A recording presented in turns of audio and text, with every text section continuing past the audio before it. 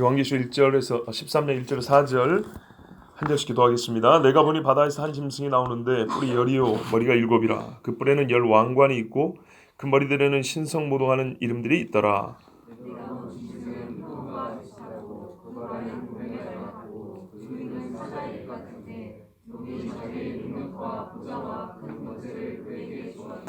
그의 머리 하나가 상하여 죽게 된 것 같더니 그 죽게 되었던 상처가 나음에 온 땅이 놀랍게 여겨 짐승을 따르고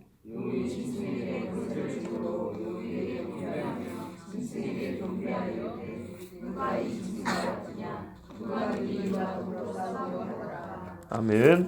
12절 14절입니다. 12절 같이 봅니다. 시작. 그가 먼저 나온 짐승의 모든 권세를 그 앞에서 행하고 땅과 땅에 사는 자들을 처음 짐승에게 경배하게 하니 곧 죽게 되었던 상처가 나은 자니라. 14절입니다. 짐승 앞에서 받은 바 이적을 행함으로 땅에 거하는 자들을 미혹하며 땅에 거하는 자들에게 이르기를 칼에 상하였다가 살아난 짐승을 위하여 우상을 만들라 하더라. 아멘.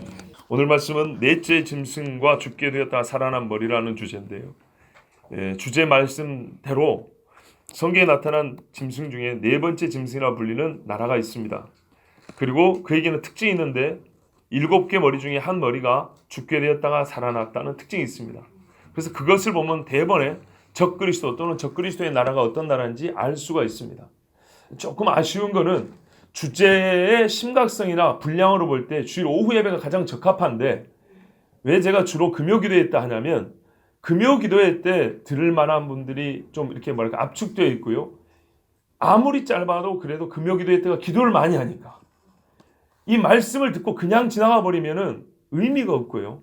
이런 무섭고 놀라운 시대가 가까운 말씀을 들을수록 그만큼 기도를 해야 되거든요. 이게 쉽게 말하면 기도로 소화가 안 되면 이 말씀은 그냥 마음속에 체한 말씀으로밖에 끝나지 않아요. 그래서 금요일 밤에 이렇게 말할까요? 좀 깊고 놀라운 이야기들을 하다 보니까 시간은 조금 아쉬운 면이 있습니다. 그러나 여러분 그 나머지 시간이라도 부지런히 기도하고 우리가 이 말씀을 기도와 함께 능력으로 받아들이는 시간 되기를 바랍니다. 오늘 말씀은 미국의 엔드타임 그 선교회의 어빈 백스터 목사님의 강의에서 제가 많이 배운 것입니다. 그것을 일단 미리 말씀드립니다. 오늘 이 요한계시록 13장을 이해하기 위해서는 성경은 성경으로 본다 그랬죠. 요한계시록은 요한계시록만 배우면 안 되고 사도들이 쓴 글과 예수님이 복음서에 하신 말씀과 선지자들이 한 말도 다 알아야 합니다.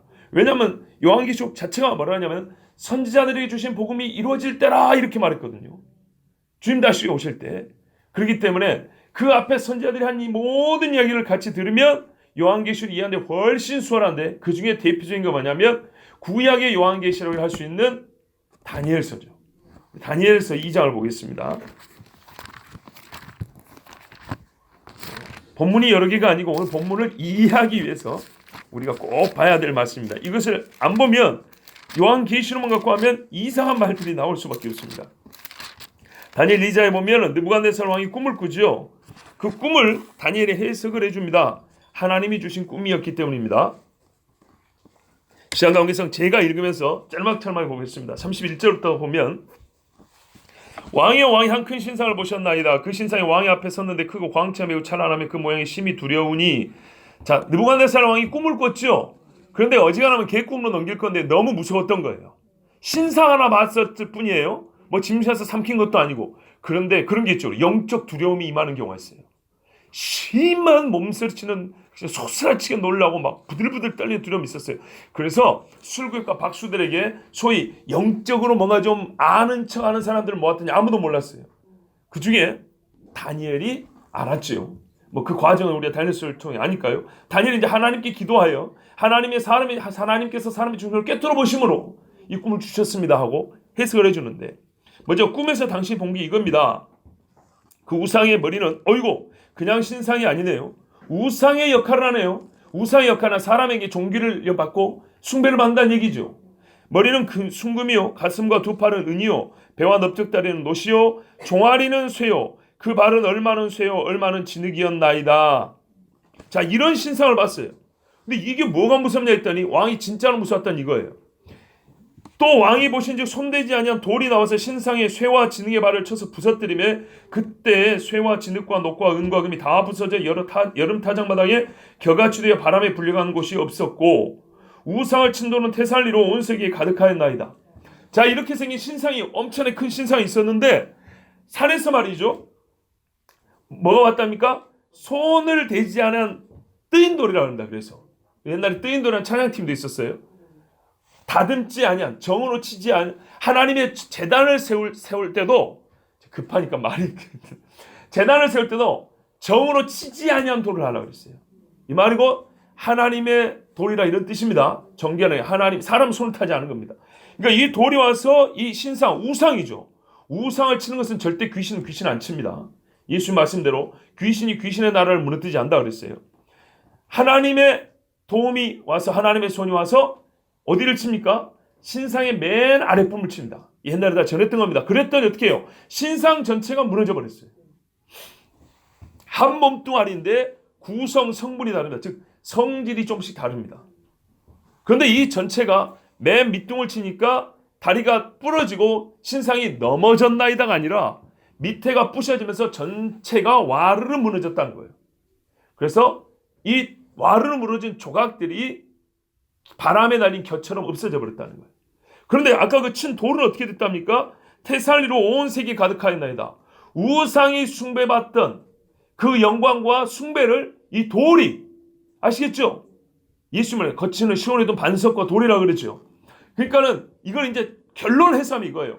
예수 그리스도가 와서 이 우상에게 숭배하던 전 세계 나라를, 우상을 없앰으로 그 존귀와 영광을 예수 그리스도가 받는다, 이런 말입니다. 자, 이런 꿈을 꿨어요. 이제 해석을 해드립니다. 그 꿈이 이러한즉 내가 이제 그 해석을 왕 앞에 아뢰리이다. 37절입니다.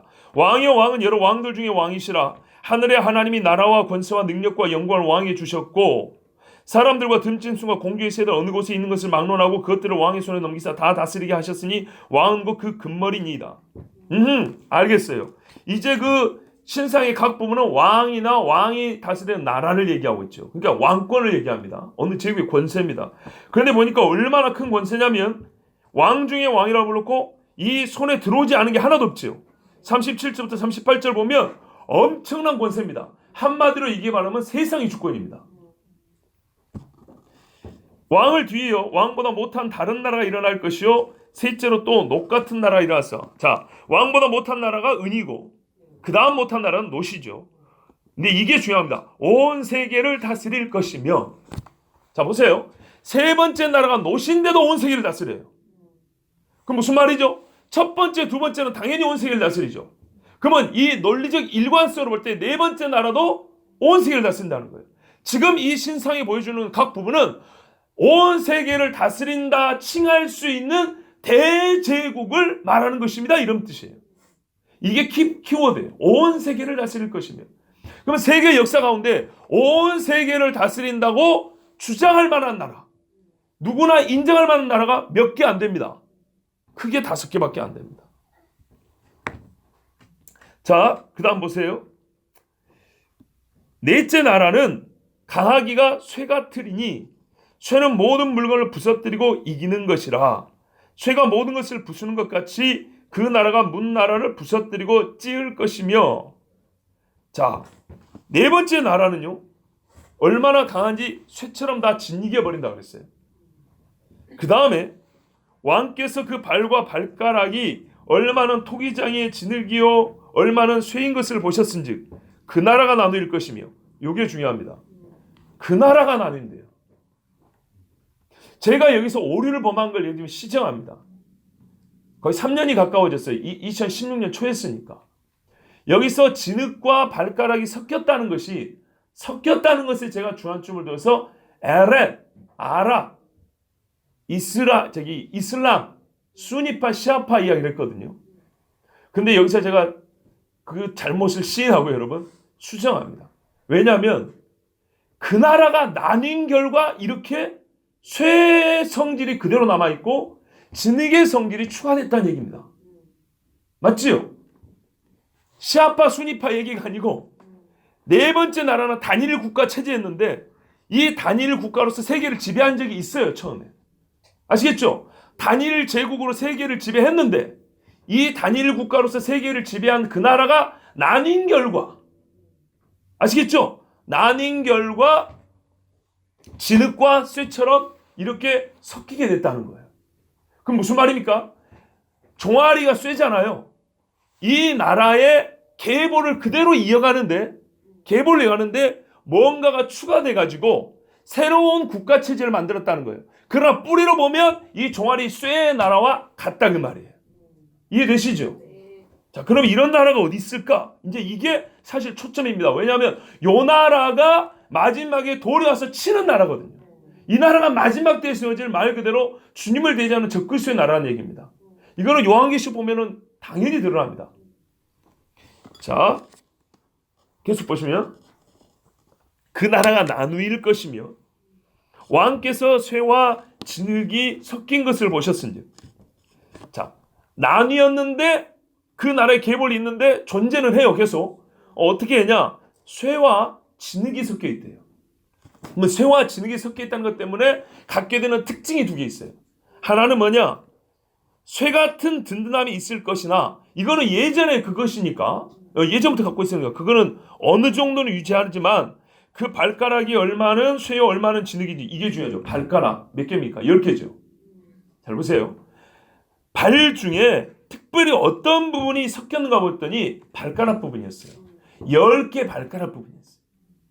10개 발가락 중에 얼마는 진흙이고 얼마는 쇠니까 일어난 일이 뭐냐 하면 그 나라가 얼마는 든든하고 얼마는 부서질 만할 것입니다. 강하긴 한데 언제라도 얘는 깨어질 가능성이 다른 나라보다 크다는 거예요. 단일 민족, 단일 국가 체제면 사실 이게 좀 어렵지요. 그런데 만약에 소위 말하는 합중국 시스템이라면, 소련 보세요. 연방국가 있죠, 연방국가. 이런 경우는 미국 같은 것도 주가 있잖아요. 제가 최근에 미국이 세워질 때 연방주의에 관한 그 국가 헌법을 세울 때 관한 책을 보고 있는데 그때도 논란이 그거 있어요. 연방의 권한을 강화할 거냐, 주의 권한을 강화할 거냐. 이건 문제거든요. 항상 이렇게 연합체로 묶어진 국가 체제는 그게 문제예요. 그러니까 이 말은 어떤 뜻이냐면 이 나라는 단일 국가, 그러니까 단일 민족으로 세운 단일 국가 체제가 아니고 무언가가 연합해가지고 하나로 뭉친 그런 나라라는 것을 암시해 주는 거예요. 자, 두 번째 특징이 있습니다. 43절 왕께서 쇠와 진흙이 섞인 것을 보셨은즉. 자, 당시 본 그대로 얘기한다 이런 말입니다. 우리가 쇠의 성질도 하고 진흙의 성질도 알죠. 이거 잘 안 붙습니다. 그죠? 그들이 다른 민족과 서로 섞일 것이나, 와 보세요. 섞인다잖아요. 민족이 섞인다잖아요. 그죠? 민족이 섞인데 그들이 피차에 합하지 아니함이 쇠와 진흙이 합하지 않음과 같으리이다. 그러니까는 그 안에 뭐가 있을까요? 권력 다툼이 있겠죠. 그러니까 뭔가 연합해서 한 나라를 만들긴 했는데 여전히 불안불안하다는 거예요. 왜요? 쇠와 진흙처럼 하나의 목적이 강함을 위해서 뭉쳤을 거예요, 분명히.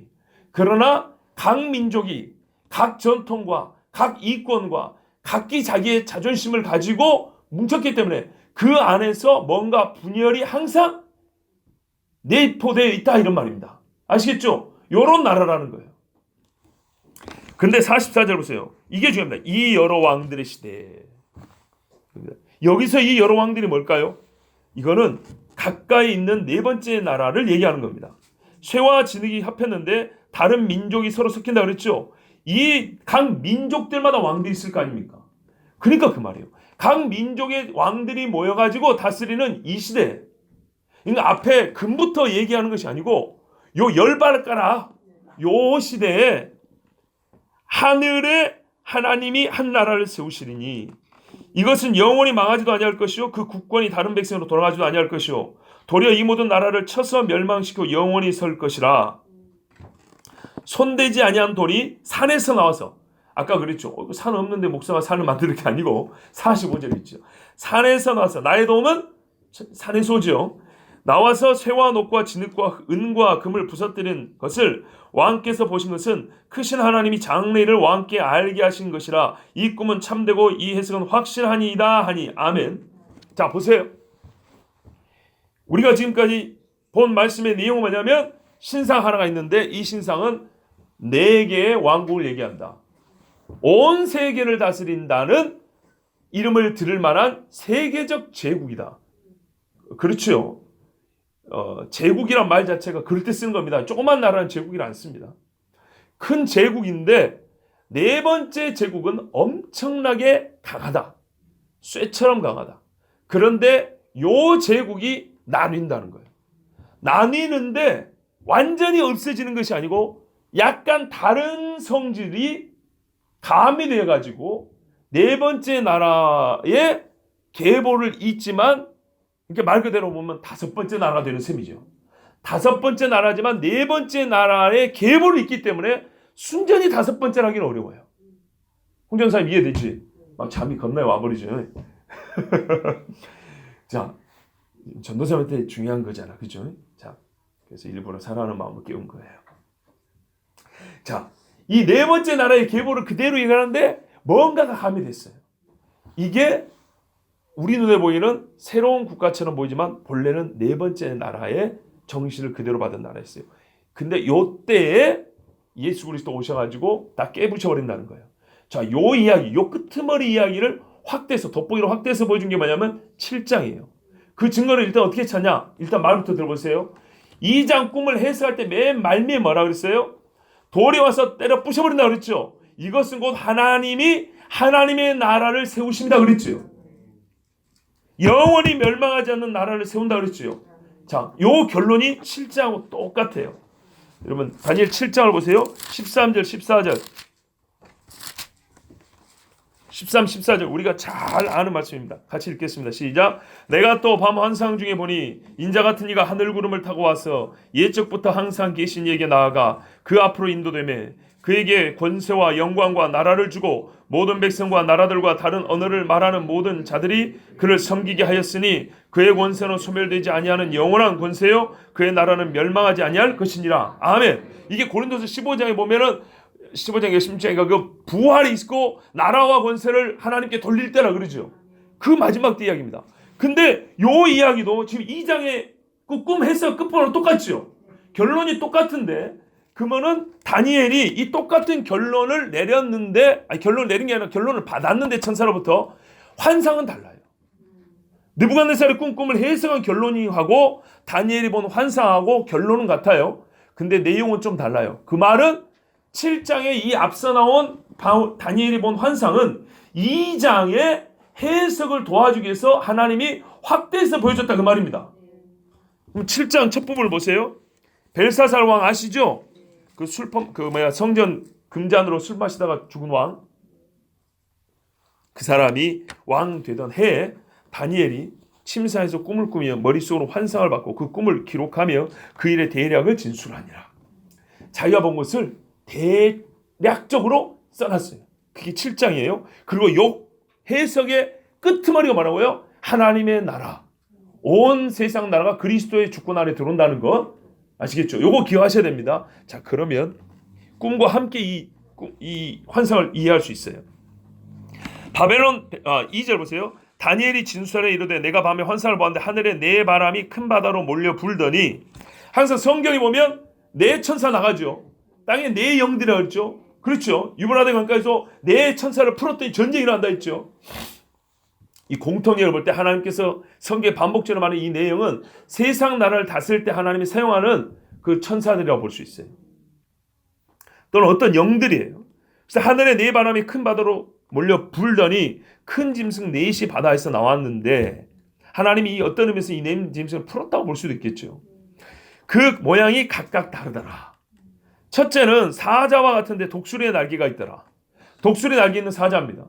두 번째는 내가 보는 중에 그 날개가 뽑혔고 또 땅에서 들려서 사람처럼 두 발로 서기함을 받았으며 또 사람의 마음을 받았더라. 이거 하나하나 우리가 구체적으로 보기는 어렵고요. 언젠가 또 때가 되면 말씀드릴 수 있겠지만 오늘은 우리가 지금 주제에 따라서 간략하게 보는 겁니다. 이 첫 번째 짐승은 독수리 날개를 가진 사자예요. 근데 이 몸에서 독수리 날개가 떼어져 나가요. 즉 독수리적 성질이 없어지고 사자만 남아요. 근데 얘가 땅에 딱 서서 뭘 하냐면요. 사람의 총명이 있어요. 사람의 마음. 그러니까 뭐냐면 아주 똑똑하다는 거예요. 영리하다는 겁니다. 두 번째, 또 보니 다른 짐승과 둘째는 곰과 같은데 그것이 몸 한쪽을 들었고 그 입에 이사야는 새 갈빗대가 물렸는데 그것에게 말하는 자들이 있어 이르기를 일어나서 많은 고기를 먹으라 하였더라. 그러니까 얘는 곰은 등치가 크죠. 몸 한쪽 뭔가 기우뚱해요. 뭔가 좀 부조화스러워요. 그런데 새 갈빗들 입에 새 갈빗들을 한꺼번에 입을 먹고 엄청나게 많은 걸 삼킨 그런 세계적인 지배력을 아주 강하게 행사한 걸 얘기를 해요. 그리고 뭐라 그래요? 너는 많은 고기를 더 많이 먹으라고 많은 것을 순식간에 퍼먹은 그런 나라예요. 그 다음에 6절 보시면 그 후에 내가 또 다른 짐승과 표범과 같은 것이 있는데 그 등에는 새의 날개에 넷이 있고 그 짐승에 또 머리 넷이 있으며 권세를 받았더라. 와, 새의 날개에 넷인 것처럼 아주 빠르게 역사를 했는데 머리가 4개 있는 표범이에요. 머리 넷입니다. 잘 기억하십시오. 자, 그러면 지금까지 보세요. 사자, 곰, 표범 머리 넷. 그렇죠? 머리가 합해 몇 개입니까? 6개입니다. 그 다음에 7절에 내가 밤 환상 가운데 그 다음에 본 넷째 짐승은 무섭고 놀라우며 또 매우 강하며 또 쇠로 된 큰 이가 있어서 쇠로 된 큰 이. 아까 쇠로 된 비슷하죠?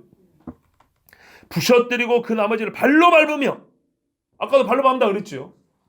이 짐승은 전에 모든 짐승과 다르고 또 10뿔이 있더라. 오호. 자, 그럼 여기까지 보세요. 총 짐승이 4마리. 머리는 합이 7이죠. 자, 사자, 곰, 표범 하나, 둘, 셋, 넷. 그 다음에 마지막 짐승. 머리 7입니다. 그 다음에 근데 이 마지막 짐승 머리에 뿔이 몇 개 있어요? 10개 있는 거예요. 10뿔이 있어요. 자, 그러면 머리는 합이 7이요. 뿔은 10개예요. 근데 뿔은 어디만 달렸다고요? 이 4번째 짐승에만 뿔이 달렸어요. 내가 그 뿔을 유심히 보는 중에 다른 작은 뿔이 그 사이에서 나더니 10개 뿔이 있는데 그 중에 하나가 솟아나더래요. 그러더니 기존에 있던 뭐라고요? 첫 번째 뿔 중에 셋이 그 앞에서 뿌리까지 뽑혀 없어져 버려요. 그러니까 이 안에 뭐가 있다는 얘기예요? 다툼이 있었다는 얘기죠. 싸움이 있어서 뿔은 또 역시 왕과 나라를 얘기합니다. 아시겠습니까? 자, 뿔 자체가 왕인과 나라, 왕이 있으면 나라가 있죠. 그런데 이 뿔들이 모여가지고 짐승을 만드니까 더 큰 나라죠. 이렇게 이해하면 됩니다. 짐승을 나라로 했다가 뿔을 나라라고 왕이라 했다가 같은 말입니다. 근데 뿔들이 짐승에 있다는 얘기는 그 나라들이 모여서 더 큰 왕국을 만들었다는 그런 이야기입니다. 그러니까는 새 왕이 새로 나타난 한 왕으로 인하여서 어떤 면에서는 반기를 들었겠죠. 당신이 우리 왕 되는 걸 우리는 원하지 않아 했겠죠. 그래, 그러면 너는 우리 조직에서 나가. 내지는 너희는 주고하고 밟아버렸다는 얘기입니다. 밟아버리고 그가 말 그러면 8번째가 되겠죠. 그렇죠. 얘가 올라와서 근데 생긴 거는 크지 않아요. 작아요. 뿌리까지 뽑아낸 다음에 이 작은 뿔에는 사람의 눈 같은 눈들이 있고 또 입이 있어 큰 말을 하였더라. 자, 이건 우리가 이미 여러 번 봤듯이 이 큰 말은 신성모독하는 입이요. 요한계시로 보면은 아까 우리가 읽은 데도 13절에 보면 짐승이 있는데 요 짐승에게 신성모독하는 말이 있어. 그렇죠? 자, 여기까지 이제 우리가 봤습니다. 자,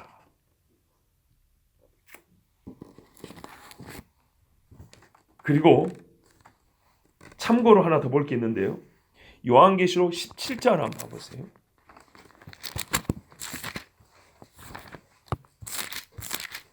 이 짐승, 요 4번째 나라 짐승에 대해서 음녀 이야기를 할 때 추가로 얘기를 해줍니다. 왜냐하면 음녀와 이 짐승은 한 통속이잖아요.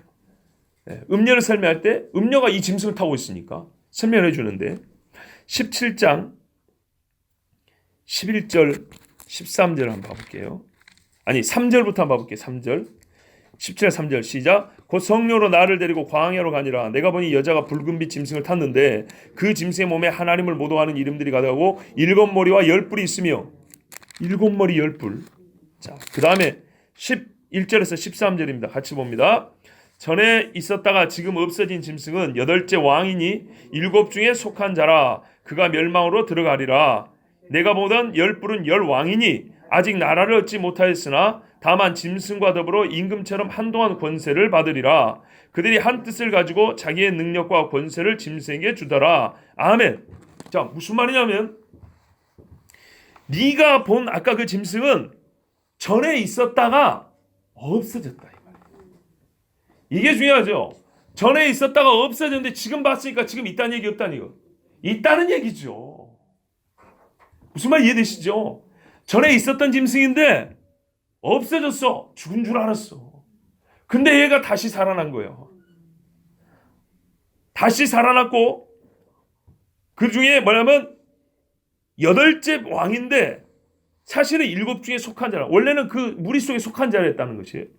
요거는 이제 우리가 조금 더 구체적인 해석이 필요해서 이거는 다음에 저도 더 연구했어요. 그리고 네가 그 아까 10뿔 봤지 10뿔. 사실은 우리 13장에서 본 겁니다. 10뿔. 그 10뿔 탄 그 7머리에 10뿔이 있는 짐승을 이 여자가 탔는데 지금 설명을 해주는 거예요. 다시 설명을 해주는 거예요. 사도 요한에게. 네가 보던 10뿔은 10왕이야. 근데 아직 이들이 나라를 얻지는 못했어. 근데 나중에 어떻게 돼요? 나라를 얻을 거야. 그런데 다만 짐승과 더불어 한동안 권세를 받을 거야. 그들이 한 뜻을 가지고 자기의 능력과 권세를 짐승에게 주더라. 그러니까 10왕이 모여가지고 한 짐승을 추대하는 거예요. 당신을 중심으로 우리가 나라를 만들자고. 그리고 당신의 덕택을 좀 보자고. 우리가 권세를 좀 나눠줄 테니까 당신이 우리를 다스리고 당신이 어떻게 하라고요? 우리의 왕이 되어 달라는 거예요. 이해되십니까? 근데 이 왕이 어떤 왕이라고요? 어떤 나라라고요? 전에 있었는데 없었다가 지금 다시 난 넷째 짐승으로 묘사되는 그 나라 그 왕이라고요. 그 나라 왕이 다시 살아날 때 10왕이 뜻을 모아서 당신에게 우리가 권세를 줄 테니까 당신을 통하여 우리가 세계를 지배해보자. 이렇게 했다는 거예요. 그런데 그 중에 또 뭐가 불화가 일어나고 나중에 하나님이 그들을 다 쳐버린다는 얘기죠. 이해가 되시죠? 자, 그러면 이와 같은 나라가 이게 지금 주님 다시 올 때 이야기하면 옛날에 이거를 무슨 상징이 이게 로마 시대로 풀면 절대 이해가 안 되는 얘기입니다. 하나님 말씀 진짜입니다. 이스라엘 돌아온 거 보세요. 나라 세워진 거 보세요. 선지사 곳곳에 이스라엘 돌아온다는 얘기가 기록이 되어 있어요. 이 말씀을 실제로 한번 볼까요? 자, 첫 번째 나라는 우리가 알듯이 바벨론이었습니다. 신상부터 볼게요. 바벨론. 그 다음엔요. 메대와 마사였습니다. 그 다음엔요. 헬라였습니다. 그 다음은 세계를 다스린다는 나라가 어디가 있죠? 로마입니다. 네. 쇠 같은 나라는 로마라고 우리는 다 알고 있습니다. 전통적인 해석입니다. 그 다음에요. 로마가 분리됐죠. 동로마, 서로마 깨졌습니다. 아시죠? 그거는. 근데 제가 2년 전에 설교할 때는 이랬어요. 동로마, 서로마가 존재했던 시기가 차이가 많이 나요. 다리의 길이가 짧고 하나는 길고 이런 차이를 얘기했는데 사실 그게 중요한 게 아니었던 거예요. 말씀의 초점은 그 나라의 존속기간이 문제 아니고 로마라는 이름이 동이됐든 서가됐든 계속 존재한 거예요. 그리고 로마가 계속 존재하면서 뭔가가 가함이 돼가지고 로마의 성질을 가지고 있으나 새로운 나라가 만들어지는 거예요. 그럼 어떤 의미냐? 마지막 나라는 로마라는 거예요. 로마. 아시겠습니까? 옛적의 로마 같은 나라라는 거예요. 그런데 초창기 로마 모습하고는 좀 다른 진흙과 쇠가 섞여 있는 것처럼 뭔가가 가미된 로마라는 얘기예요.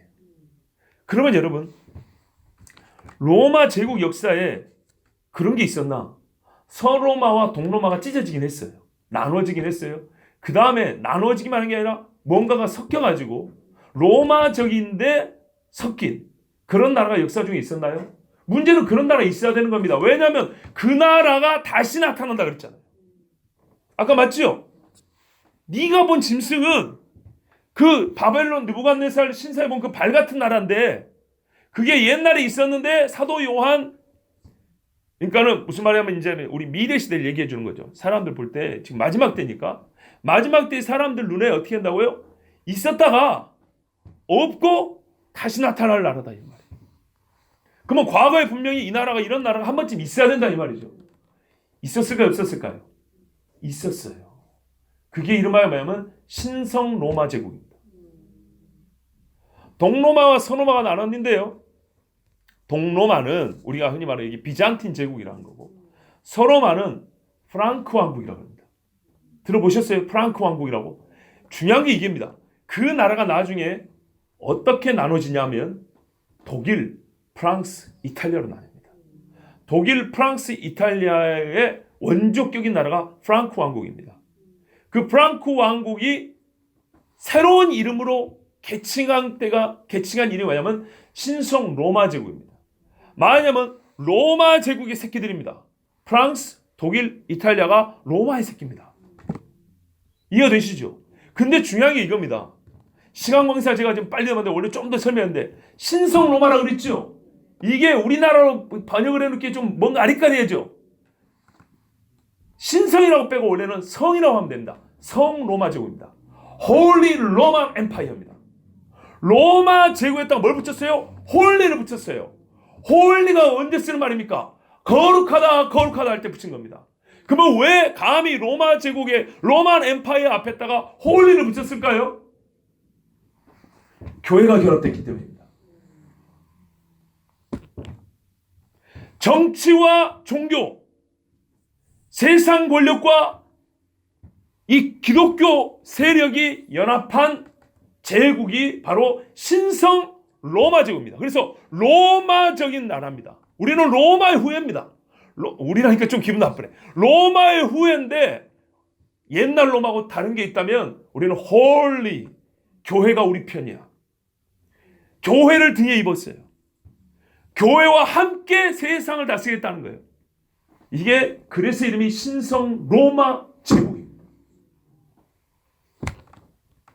무섭죠? 신성 로마 제국은 800년 12월 25일 성탄절입니다. 샤를마뉴라는 사람이 있었어요. 여러분 들어봐요. 프랑크 왕국의 샤를마뉴 대제라고 세계사시가 나오는데 이 사람이 자기 아버지 피핀 2세라고 했거든요. 이 아버지가 어떻게 했냐면 옛날은요 교황령 영토가 있었어요. 교황이 좀 약할 때 이 피핀 2세가 군대를 보내줘가지고 교황을 도와줬어요. 그랬더니 교황이 기분 좋아요 안 좋아요?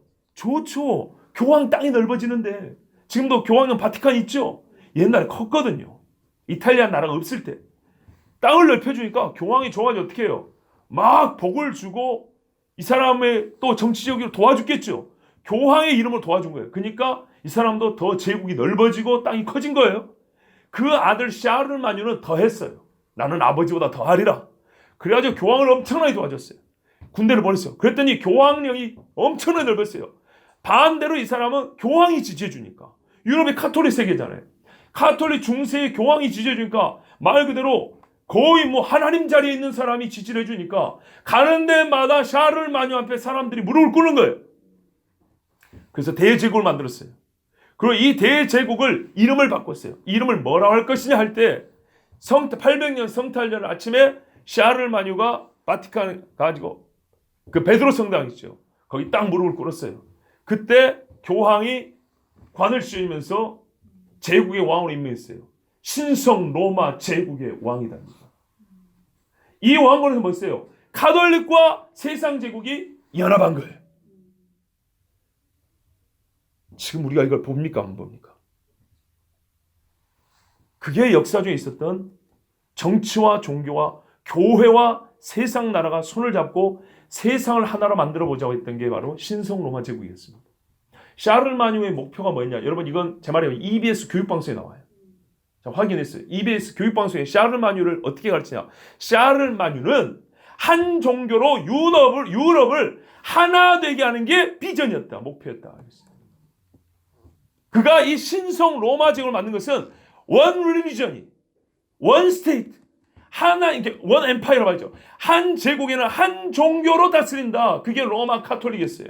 교황 체제로 전 유럽을 하나 되게 하겠다는 게 신성 로마 제국. 그래서 홀리 로마 엠파이어예요.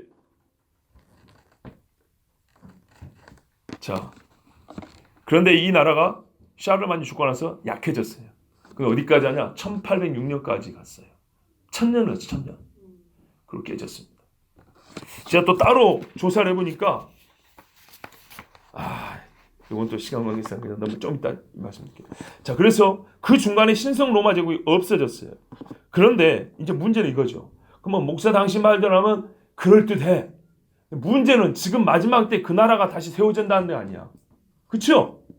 이런 나라 발가락 쇠 연합하고 섞여 있는 나라 과거 있었던 거 오케이. 그러면 이게 마지막 때 죽었는데 없었는데 다시 살아난다는 거 아니야? 다시 살아나는 증거가 있냐? 있다 이거죠. 있다 이거죠. 응? 2차 대전 후에 유럽이 완전히 파괴됐어요. 제일 좀 제가 속된 표현을 작살난 데가 유럽입니다. 선진으로 나가다가 완전히 후퇴버렸죠. 근데 유럽이 그래서 살아나고자 무슨 노력을 하는지 아십니까? 냉전으로 쪼개지기도 했지만 연합을 시작했습니다. 1951년도에 연합을 시작했고요. 1957년 로마 조약을 맺습니다. 그때 처칠이 얘기를 했어요. 윈스턴 처칠 아시죠? 영국에 수상했던 사람. 이렇게 말했어요.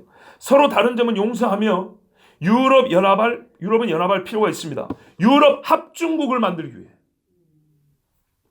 그렇게 해야 합니다. 그렇지 않으면 모든 권력이 소련과 미국에 이양될 것입니다. 무슨 말이냐면 이대로 하면 소련하고 미국한테 모든 거 다 뺏긴다. 우리가 지금 숙대밭 됐는데 우리 힘을 합쳐서 소련과 미국에 대항할 만한 연합된 하나의 유럽을 만듭시다. 처칠의 마지막 말이에요. 그래서 1957년에 로마 조약을 맺었고요. 이름하여 시장공동체죠. EC라고 옛날에. 그죠? EC 아시죠? 이게 뭔지는 유러피언 커먼 마켓인가 정확히는 모르겠어요. 하여튼 시장공동체예요. 시장공동체죠. 그런데 이 목표가 뭐였냐면 경제연합이 이루어져야 정치연합이 가능하다는 전제에서 경제연합부터 시작한 거였어요. 그리고 워낙에 경제가 피폐해졌기 때문에. 옛날에 여러분 영국 같은 경우도 말입니다. 2차 대전 후에는 꼼에서 옷 입고 그런 시절이었어요. 그래서 최초의 6나라가 뭉쳤어요. 잘 안 될 것 같아서. 그 후에 1992년도에 경제장벽을 무너뜨리고 다시 조약을 맺었어요. 이제는 경제는 끝, 정치적으로. 그게 뭐냐면 네덜란드 마스트리히트 조약이에요. 그래서 정치연합으로 만들어서 99년이 되니까 유로화가 만들어졌죠. 2004년에 이제 25개국으로, 2007년 27개국으로, 그리고 최근까지 28개국이죠. 28개국인데 영국이 빠져나갔죠. 요거 중요한 겁니다. 영국이 빠져나왔어요. 왜 빠져나왔는지 아세요? 터키 때문이에요. 터키 때문이 아니라 이슬람 때문이에요. 이슬람이 영국을 너무 잡고 있어서 우리가 여기 있다가는, 왜냐하면 유럽연합이 합중국이라고 그랬죠. 유럽연합에 헌법이 있어요. 대통령이 있고. 유럽연합에 가입된 이상 하나의 주처럼 유럽연합의 법을 안 따를 수가 없어요. 난민 받아라, 이슬람 받아라 하니까 영국이 망해지게 생겼어요. 그래서 탈퇴를 해야 안 받을 수가 있는 거예요. 거기다가 터키까지 들어오면 어쩌란 말이냐 이 말이죠. 그래서 27이 됐는데 터키가 들어오면 다시 28이 되겠죠. 자, 이 숫자는 무슨 말입니까? 계속 유동적이라는 얘기입니다. 자, 그리고 2007년 이후에 세계에서 가장 큰 경제 권력이 됐답니다. GDP의 24%, 4분의 1입니다. 유럽이 나라가 몇 개야? 그러면 안 되고요. 자기들은 한 나라로 보니까 비자 없어요. 관세 없어요. 자, 유럽연합이 그러면 신성 로마 제국을 볼 수 있냐? 이게 중요하죠. 여러분, 만약에 우리가요, 북벌을 한다고 생각해보세요. 자, 올라가자 했어요. 우리 기분 좋은 상상이죠. 가끔 이런 상상하죠. 통일이 됐고 강력해진 대한민국, 옛날의 영광을 되찾자 하면 우리가 떠올리는 게 뭡니까? 고구려잖아요. 그러면 통일된 국가가 고구려의 기상을 갖기를 원한다면 동전을 만든다거나 국가에서 발행하는 어떤 공문서를 발행한다는 어떤 심볼을 만들 때 백제 걸 따오고 했어요? 신라 걸 따오고 했어요? 고구려 걸 따오고 했죠? 이해되시죠? 그러니까 나라를 새로 만들어서 국기, 국가의 문장, 국장이라고 하고, 또는 동전, 또는 어떤 건물 지을 때 이름을 붙이잖아요. 그죠? 세종대왕회가 이렇게 하는 것처럼 누구 이름을 붙이냐가 중요하죠. 만약에 고구려를 다시 세우지 않는다면 고구려에 관계된 이름들을 많이 붙이겠죠. 자, 이 유럽연합이 1987년도에 처음으로 공통화폐를 만들었는데 그 화폐에 누구의 얼굴이 있었을까요? 아까 말했던 샤를마뉴 황제 얼굴 집어넣었습니다. 유럽연합에서 공헌한 자에게 주는 상이 있으면 유럽연합을 위해서 힘쓴 사람을 옛날에 유고슬라비아가 못 들어오려고 했는데 클린턴이 도와줬고 2000년에 들어왔거든요. 그거 잘했다고 유럽을 하나 되게 만들어줬다고 클린턴이 줄 때 상 이름이 샤를마뉴 상입니다. 그리고 샤를마뉴 빌딩에서 모입니다. 그 다음에 이코노미스트 아시죠? 영국 이코노미스트. 미국의 월스트리트 저널이 있는 것처럼 이거는 최고의 갑부들과 왕들이 보는 경제 잡지입니다. 예, 로스차일드가 소유주인데요. 그 잡지에는 항상 유럽 연합을 위해서 공헌한 혹은 유럽 연합과 관계된 기사를 싣는 공간이 따로 있습니다. 그 페이지가 항상 있어요. 그 페이지 이름이 샤를마뉴 페이지입니다. 새 멤버를 가입시킬 때 아까 말한 대로 샤를마뉴 빌딩이라는 데서 가입 결의를 합니다. 자, 이 유럽 연합이 꿈꾸는 게 뭐죠? 샤를마뉴 시대로 돌아가겠다 그 말입니다. 그게 어떤 건데요? 신성 로마 제국입니다. 이건 그냥 겉보기만 아닌가? 아닙니다. 유럽 연합의 국기를 보면요. 어떻게 되냐면 파란색 바탕에 금색 별이 12개가 이렇게 있어요. 그래서 유럽 연합의 지도자들에게 아까 말한 어빈 백스터 목사님 물어봤대요. 이게 무슨 뜻이냐? 그러니까 우리가 12개 나라에서 그런가 그러더래요. 아닌데 현재 27개인데요. 아 그래요? 모르겠네 이러고 다 가더래요. 그래서 그 국기를 디자인한 사람의 말을 들어봤대요. 그 디자인한 사람이 아스펜의 하이츠인데 이 사람이 국기의 뜻을 얘기해 줬어요. 뭐라냐면 신성 로마 제국이 신성한 요소를 가지고 있다고 믿기 때문에 이 국기를 그 신성, 아까 이제 신성이죠. 신성 로마 제국은 신성함을 갖고 있기 때문에 그 신성함을 표현하기 위해서 12개의 별로 이렇게 동그랗게 만들어놨습니다. 그러더래요. 그러면 이 12개 별이 동그란 게 무슨 신성한 의미를 갖고 있냐 했더니 요한계시록 12장에 보면 해를 배경으로 한 해를 옷 입은 여자 있죠. 이 여자를 카톨릭에서는 마리아라고 상징을 합니다. 머리에 12별이 있는 마리아 그림이 있어요. 브리슈엘에 있는 이게 유럽 연합에 있는 그 뭡니까? 유럽 연합의 수도가 있다고 해야 될까요? 그게 브리슈엘인데 벨기에 브리슈엘. 그 벨기에 브리슈엘 교회에 12별을 배경으로 마리아가 딱 들어있는 그림이 교회에 걸어져 있어요. 거기서 마리아만 빼면 되는 거예요. 그거를 의미한다는 거예요. 그러니까는 무슨 말이냐면 유럽 연합은 사실상 해를 이렇게 배경으로 한 여인을 요한계시록 12에서 따왔다 했죠. 요거를 로마 카톨릭에서 마리아를 우상시하는 데 쓰는 구절이란 말이에요. 그리고 유럽 연합의 수도라고 하는 벨기에 브뤼셀 교회 안에 유럽 연합의 국교와 똑같은데 마리아 그림만 들어가 있는 그 그림에서 마리아만 빼면 유럽 연합 국교가 되는데 그 말 뜻이 뭐냐면 이 유럽 연합은 마리아의 지배 아래 있다 이런 뜻이랍니다. 지금 마리아가 다스리는 나라로서 유럽 연합을 상징하는 건데 일반 사람들은 마리아를 볼 수가 없죠. 말하면 안 되지. 그래서 마리아 그림만 빼놨다는 거예요. 마리아 그림만 넣어서 그 지역에 있는 교회들에게는 걸어놨다 이 말이에요. 그럼 무슨 말입니까? 로마 카톨릭이 지배한다 그 말입니다. 실상은. 짐승을 여자가 탔더라. 말이 마리아지 실제로 음녀주요. 로마 카톨릭의 이 간부인 교황 체제가 유럽 연합을 타고 다니면서 어떻게 해요? 유럽을 지배하고 이들을 통하여 세상 나라를 다스려 그리스도와 그의 나라를 대적한다 이런 말입니다. 그들의 입에서 나온 말입니다. 그러니까 로마 카톨릭이 신성 로마 제국의 일부요 그들의 정신적이고 영적 지배자라는 얘기입니다.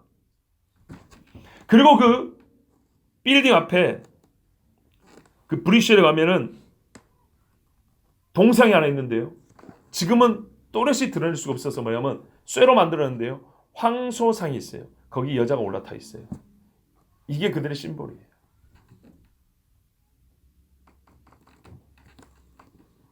이렇게 말했어요. 홀리 로만 엠파이어 신성 로마 제국은 근데 요 이제 이 별 12개가 오만 다 쓰입니다. 뭐 번호판에도 쓰이고 그 동원에도 쓰이고 다 쓰이는데 우리 비행기 타면 그러더라고요. 그 항공사 간에 이렇게 서로 연결되어 있잖아요. 그 마일리지도 서로 공유하고 얼라이언스라 하잖아요. 서로 연합되어 있다고. 예. 이게 그 말 홀리 엠파이어는 그러니까 신성 로마 제국은 An alliance of church and state 나라와 교회가 연합된 거고 An alliance of politics and religion 정치와 종교가 연합된 거고 이렇게 얘기를 합니다. 그러니까 홀리와 로만이 연결된 거죠. 홀리와 로마가 어떻게 연결됩니까? 그 이름 자체가 거룩한 것과 더러운 것이 붙여졌다는 얘기입니다. 이해가 되시죠? 옛날의 신성 로마 제국 그들은 지금 신성 로마 제국의 부활을 꿈꾸고 있는 거예요. 그래서 그걸 그대로 갖다 쓰는 거고 그 정신을 얘기하는 거고 근데 어떻게 해요? 옛날 로마 카톨릭과 로마 카톨릭의 굽신거려 무릎 꿇어서 만들어진 나라죠. 지금도 그렇다는 거예요. 마리아의 지배하에 있는 연합, 유럽 연합. 근데 이들이 이제 법으로 다스려야 된다고 법이 중요하다고 그랬죠. 2004년 10월 29일에 한 법을 만들었어요. 헌법으로 만든 거예요. 근데 이들은 뭐랄까요? 아직은 국가 체제를 갖고 그 국가가 있으니까 이제 조약을 먼저 해줘. 조약이 맺어져서 조약이 각 나라에서 비준되고 승인돼야 법으로서 이게 되겠죠. 근데 전체 다 통과가 돼야 되는데 한 나라가 이걸 안 받아들였어요. 북아일랜드입니다. 북아일랜드가 안 받아들였어요. 왜냐하면 이렇게 되면 우리가 종로를 하는 것밖에 안 된다. 그래가지고 그 나라가 거부권을 행사했어요. 다 통과돼야 되는데. 그런데 무슨 일이 있었냐? 몇 년 후에 북아일랜드 경제 위기가 닥쳤어요. 그래서 주변 나라들 있죠. 너희 살고 싶으면 가입해. 살려줄게. 그래서 이 나라가 2008년에 경제적 어려움을 타개하기 위해서 도장을 찍었어요. 그래서 여러분 2009년 11월 3일에 어디지? 그 다음에 이제 체코도 승인을 했고요. 그 포르투갈 리스본이 포르투갈에 있는 거 맞죠? 예. 거기서 이제 완전하게 한 법이 다스리는 하나의 헌법을 가진 유럽 연합 국가를 탄생시켰어요. 신성 로마 제국의 계보를 잇는 샤를마뉴 대제의 다스림을 비전으로 갖고 있는 그리고 실제로는 로마 카톨릭의 지배를 받는 하나의 유럽을 2009년 11월 3일 날 각 나라가 서명 조인함으로써 탄생을 시켰어요. 벌써 10년 가까이 된 이야기예요. 인터넷 영상 찾아보세요. 있는 거 없는가. 지금 현재 독일의 메르켈 총리 있죠? 그분도 거기서 서명을 했어요. 이른바 이게 리스본 조약입니다. 그때 이거 이제 하나의 나라가 됐죠. 그래서 대통령도 하나 뽑습니다. 외무장관도 뽑습니다. 그래서 이 유럽 연합에는 초대 대통령이 있는데 네덜란드 사람입니다. 헤르만 반 럼푸이. 좀 발음이 또 네덜란드 사람인데 이 사람이 있고 외무장관은 캐서린 애슈톤이라는 여자 영국 사람입니다. 이 사람이 대통령과 외무장관이 됐습니다. 왜냐하면 한 나라니까요. 그래서 한 법이 만들어졌는데 이때 윌리엄 헤이그라는 영국의 외무장관이 당시에 뭐라고 말했냐면 그들이 유럽을 대표하게 되었습니다. 그들이 유럽의 영원한 대통령과 외무장관이 되었습니다. 그들은 더 큰 권력을 위해 이 조약을 맺었습니다. 유럽의 그 중심이 되며 더 큰 세력을 위해서 브뤼셀에 모였습니다. 사람들은 그 조약으로 유럽이 잘못되었다고 생각합니다. 뒤에 이제 말이 있어요. 그러니까는 사람들은 자기들을 반대한다는 거죠. 특히 우리 교회 예수쟁이들은. 그러나 자기들은 꿈이 있다는 거예요. 더 큰 세력, 더 큰 나라, 세계를 다스리는 하나된 유럽. 그래서 유럽은 으르렁거리는 것 같지만 왠지 모르게 유럽은 뭉칩니다. 가깝습니다. 실제로 한민족이거든요. 또 재밌는 게 있어요. 여러분 봐보세요. 로마를 세운다 그랬잖아요. 로마를 세우는데 신성 로마 제국이라 하지만 사실은 로마를 무너뜨린 그 족속이 게르만족인데요. 신성 로마를 세운 샤를마니는 게르만족입니다. 근데 잘 보세요. 게르만족은 어디로 이어진다 했죠? 독일, 프랑스, 이탈리아로 이어진다 그랬죠. 그러면 우리가 이제 집중해 줄 나라가 이 세 나라를 좀 더 깊이 봐야 됩니다. 특별히 중에 독일을 잘 봐야 됩니다. 자, 이와 관련해서 이제 제가 오늘 말씀을 좀 보겠습니다. 13장을 보세요. 일단 신성 로마 제국이 재탄생했다. 부활이라는 말은 불쾌하고요. 재탄생이죠. 환생을 했다는 겁니다. 자, 그리고 13장을 보세요. 이렇게 말합니다. 내가 보니 바다에 산 짐승이 나오는데 뿔이 열이요 머리가 일곱이라. 그 뿔에는 10왕관이 있고 그 머리들은 신성 모도하는 이름들이 있더라. 자, 머리가 일곱이고 뿔이 10개니까 10왕관이죠. 그러면 이 짐승은 아까 다니엘서 7장에 나온 짐승들이 결합한 거지요. 딱 보면 아시겠죠? 아까는 각각 있었어요. 그래서 이런 뜻입니다. 다니엘 2장은 제국의 연속을 보여주지만 다니엘 7장은 마지막 나라의 구성 요소를 보여주는 겁니다. 그러니까 금이 사자였고 은이 곰이었고 이렇게 본다기보다는 마지막 나라, 이 섞여진 나라를 그 발가락 부분만 확대해서 쫙 보여준 게 7장이라고요. 어떻게 연결되냐, 어떻게 이 나라가 만들어지냐는 얘기입니다. 이 섞인 나라는 크게 보면 4개의 국가 시스템이 뭉친다는 겁니다. 사자 같은 나라, 곰 같은 나라, 그리고 표범 같은 나라, 그리고 뭐냐면 뿔이 10개 연합된 나라. 이해되시죠? 지금 근데 현재 유럽연합은 신성 로마 제국을 추구하기 때문에 거의 이 마지막 뿔이 10개인 나라 같은데 지금은 27개란 말이죠. 그래서 혹시 영국처럼 또 탈퇴하는 나라가 있을지 모른다는 얘기입니다. 충분히 가능하다는 얘기입니다. 근데 그 중에 자 여기서 결론만 말씀드리면 곰 같은 나라는 러시아입니다. 러시아 표지는 곰입니다. 표범은요. 독일의 유명한 전차 이름이 레오파트 표범입니다. 표범은 독일을 상징합니다. 사자는요. 영국입니다. 독수리는 어디입니까? 미국입니다. 영국과 미국은 원래 같이 있다가 미국과 영국이 지금 떨어지는 뭐 그런 이야기입니다. 이제 그건 두고 봐야겠죠. 근데 요즘에 그런 일이 벌어지고 있습니다.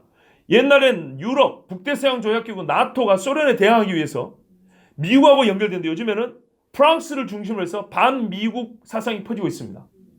미국 니 빼고 우리끼리 국제조약을 맺을 거야. 우리끼리 군사방위조약 맺을 거야. 이럽니다. 그러면서 희한하게 러시아 쪽은 예전보다 가까워지고 있습니다. 자, 하여튼 그러면은 다니엘서 7장에 이 사자와 그 다음에 곰과 표범이 있고 그 다음에 뿔이 10개요 머리가 당신은 하나입니다. 한 머리에 뿔이 10개 있는 겁니다. 요 짐승이 있어요. 요런 짐승이 내 영이 오니까 한꺼번에 바다에서 나오잖아요. 그죠? 근데 요 짐승들이 어떻게 됐냐면 마지막 나라를 상징하는 건데 얘들이 복인을 했어요. 이제 누가요? 다니엘이 복인했는데 야들이 어떻게 되냐는 요한계시록에 보여줍니다. 걔들이 뭉친다는 얘기입니다. 뭉치는데 이거 보세요. 내가 본 짐승은 표범과 비슷하고 그 발은 곰 같고 그 입은 사자 입 같은데 그러니까 몸뚱아리가 주로 표범 몸뚱아리라는 얘기예요. 몸뚱아리는 주로 표범이 몸처럼 표범이 형성하고 그 다음에 발은 곰 같고 곰 발은 아주 그냥 부셔뜨려 버리죠. 강합니다. 그리고 아까 말했는데 약간 불균형이라고 그랬어요. 뭔가. 그 다음에 입은 사자 입 같은데 이제 요게 이제 앞으로 진행이 되는 겁니다. 우리는 진행될 걸 보는 겁니다. 근데 최근에 진행된 것 중에 확실한 거 하나 있어요. 사자 입입니다. 말은 사자갑니다. 영어가 국제공용어로 선포된 지 꽤 됐죠. EU의 코피아난 사무총장 때 선포된 거니까요. 자, 그리고 이 짐승의 용이 자기의 능력과 보호자가 큰 권세입니다. 여러분, 보호자라는 건 국가 권력입니다. 큰 권세를 그에게 주었는데 이제 이게 중요합니다. 이것들이 합하니까 머리가 몇 개예요? 7개. 그리고 뿔은 10개. 자, 다시요. 사자 머리 하나, 곰 머리 하나, 표범 머리 넷, 그 다음에 용머리 같이 생긴 거 하나, 희한한 짐승 하나, 그리고 뿔은 이 짐승에게 달려 있어요. 희한할 수밖에 없죠. 섞여 놓으니까. 자, 그런데 이거 이제 7머리 중에 그의 머리 하나가 상하여 죽게 갔더니 7개 중에 하나가 죽은 것처럼 쪼개진 거예요. 딱 보니까 아이고 머리가 깨졌네. 이거 죽겠는데 이렇게 생각했다는 사람들이. 그런데 그 상처가 나음에 온 땅이 놀랍게 여겨 짐승을 따르고 용이 짐승에게 권세를 주므로 용에게 경배하며 짐승에게 경배하여 이르되 누가 이 짐승과 같으냐? 누가 능히 이와 더불어 싸우려 하더라. 자 보세요. 그러면 우리가 어떻게 볼 수 있냐면 이 세 나라와 유럽연합 혹은 유럽연합 속에 이 나라가 지금 있지만요. 어떻게 될지 모르겠어요. 그럼 앞으로 봐야지만 하여튼 이 세 나라와 함께한 이 유럽연합이 신성 로마 제국의 계보를 이으면서 로마 카톨릭과 함께 그 음료와 함께 세상을 지배하는 적그리스도의 제국이 될 것인데 문제는 그 중에 하나가 어느 한때인가 죽은 것 같은 적이 있었다는 거예요. 아시겠죠? 어느 때인가 죽은 것 같은 게 있어요. 그 머리 중에 어떤 머리인지 몰라요. 근데 그 머리만 보면 그 나라인데 이거를 한 몸뚱이로 보면은 적그리스도의 전체 제국 중에 하나가, 그죠? 제국을 형성하는 어느 한 나라가 머리가 살았다 살아났으니까 적그리스도의 이 전체 제국을 사람들이 어떻게 해요? 숭배하게 된다는 거예요. 아시겠죠? 사자머리라고 해서 사자만 숭배하는 게 아니고 표본머리에서 표만 숭배하는 게 아니고 그것을 보고 이것들이 한 몸뚱이로 이미 뭉쳐 있으니까 전체로서의 이 제국을 따르게 된다는 거예요. 그럼 과연 이 7개 머리 중에 이게 이제 역사 중에 일어날 거 아니겠습니까? 그런데 놀랍게도 이미 일어났어요. 머리 중에 하나가 깨졌고 다시 붙었어요. 그래서 사람들이 놀랍게 있어요. 말 그대로 어메이징이라고 그랬어요. 그게 뭐냐? 독일입니다.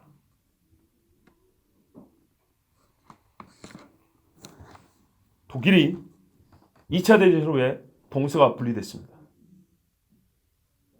그래서 뭐라 하냐면 영어판 그 뉴스들이 이렇게 났어요. Germany is dead, she will never rise again 그랬어요. 독일은 죽었고 결코 살아나지 못할 것이라고 그랬어요. 이게 잡지라든지 이게 우리가 말하는 뭐 여성생활 이런 잡지 아니고요. 시사 잡지.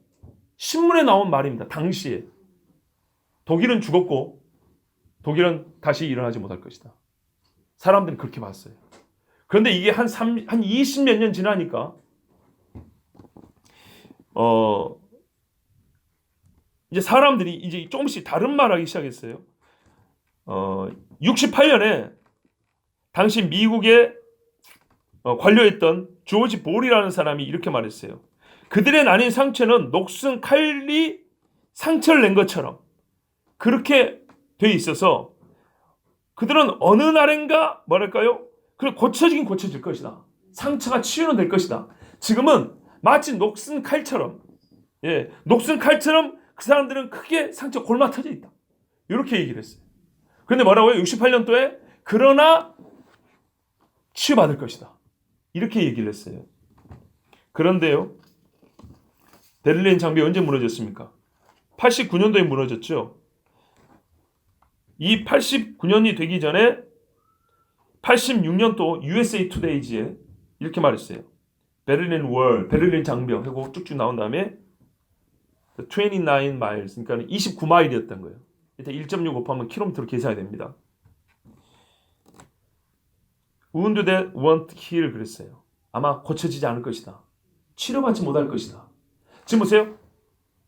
베를린 장벽이 제가 알기로 61년인가 몇 년 또 이게 막혔거든요.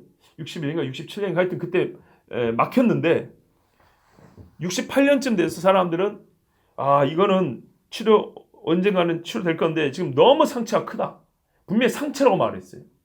그리고 86년도에 이거 이 상처 이거 고쳐지겠나? 이렇게 염려를 했어요. 그런데 뭐라고 돼 있냐면 타임지 아시죠?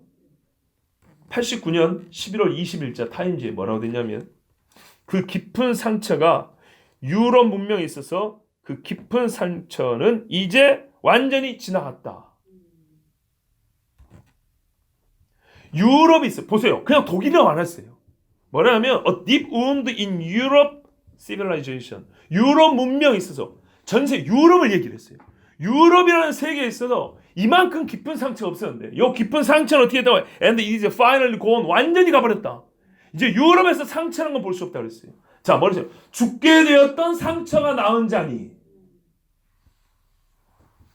그럼 문제는 이거예요. 알겠어요. 뭔 말인지 알겠어. 그 뭐냐? 독일을 표범으로 상징하는 것까지 알겠어. 근데 왜 머리가 4개예요?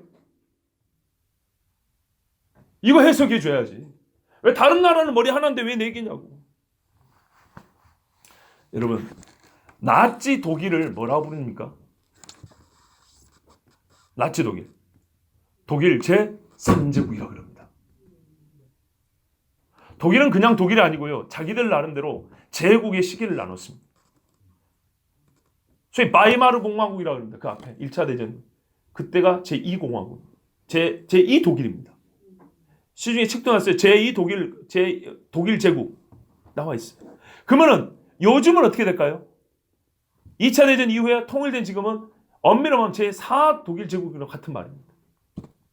독일인들 스스로가 그렇게 나오는 겁니다. 나치 때 독일 3제국입니다. 그 이후 지금 말하면 제4제국입니다. 그러면 언제 한번 쪼개졌죠? 독일 3제국이 완전 박살났죠. 그래서 뭐라 했어요? 같은 서구 사람들이 독일은 죽었다 그랬다고요.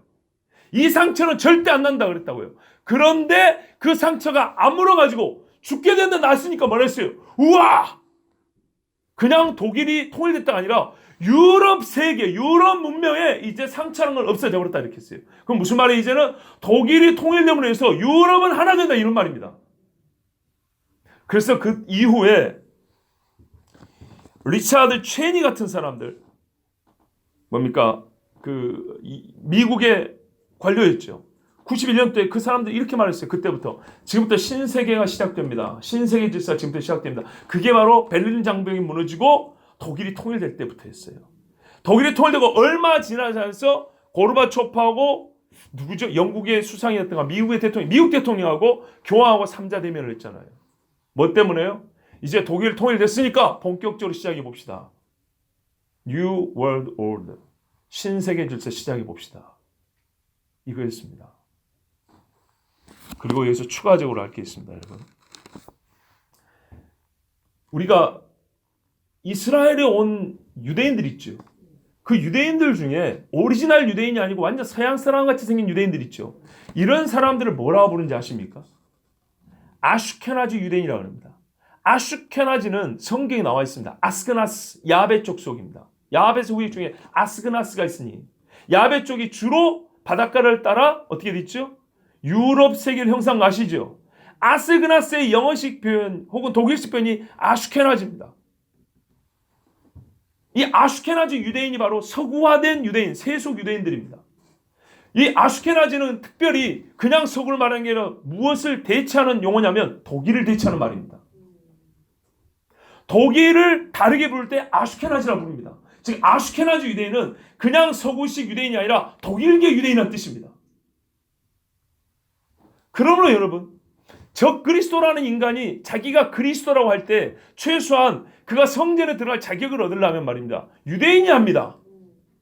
유대인이 아닌데 어떤 유대인이 그 사람을 그리스도 믿는다는 얘기입니까?